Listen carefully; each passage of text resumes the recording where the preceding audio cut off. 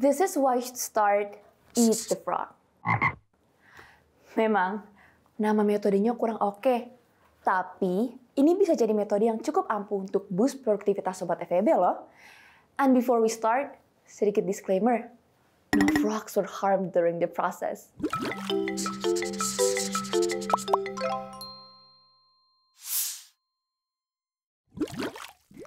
Apakah Sobat FEB selama ini cukup struggle dengan procrastination dan punya masalah dalam menentukan apa yang harus dikerjakan?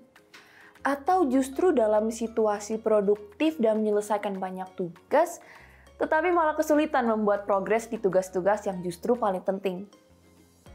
Terdapat sebuah kutipan dari Mark Twain. If it is your job to eat the frog, it is best to do it first thing in the morning.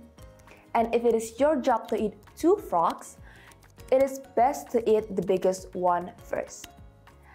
Okay, not my favorite quote as well, but here's what Mark Twain trying to say. Kerjakan tugas yang paling sulit sekaligus paling menantang duluan. Itulah keseluruhan esensi dari metode Eat the Frog. Jadi, kalau kita hendak mempraktikannya, apa yang sebenarnya Sobat FEB perlu lakukan untuk menerapkan Eat the Frog method atau metode makan kodok ini? Langkah paling krusial yang Sobat FEB perlu lakukan adalah untuk mengidentifikasi satu tugas yang paling penting di hari tersebut dan melakukan atau mengerjakannya pertama. Dengan memprioritaskan tugas yang paling penting atau kodok Sobat FEB sudah secara aktif menghadapi tantangan terberat kalian terlebih dahulu. Hal ini akan membantu menghilangkan rasa takut atau kecenderungan untuk menunda-nunda sebagaimana yang sering kita alami ketika dihadapkan pada tugas yang menantang. Eits, tapi walau konsepnya menentukan tugas yang paling menantang dan mengerjakannya dahulu, tidak berarti Sobat FEB hanya perlu mengerjakan satu tugas kodok tersebut.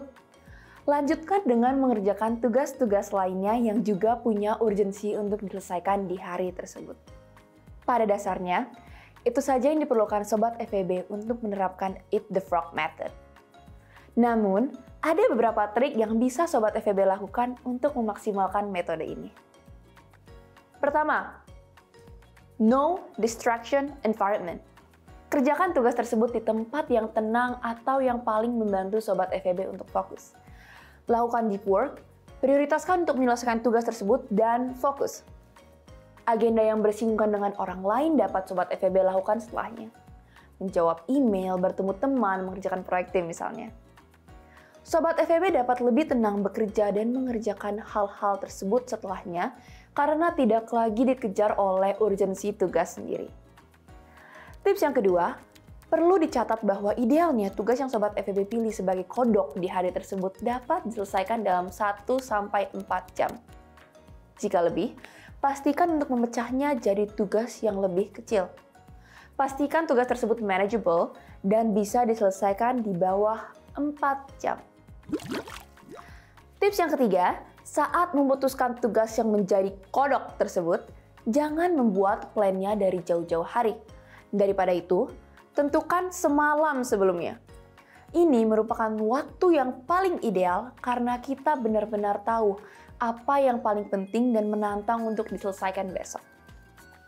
Dan tips yang terakhir yaitu untuk benar-benar makan kodoknya.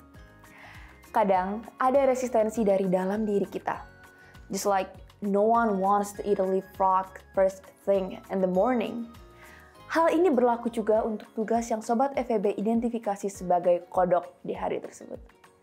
Sangat mungkin Sobat FEB menghadapi beberapa perlawanan mental terhadap melakukan tugas ini.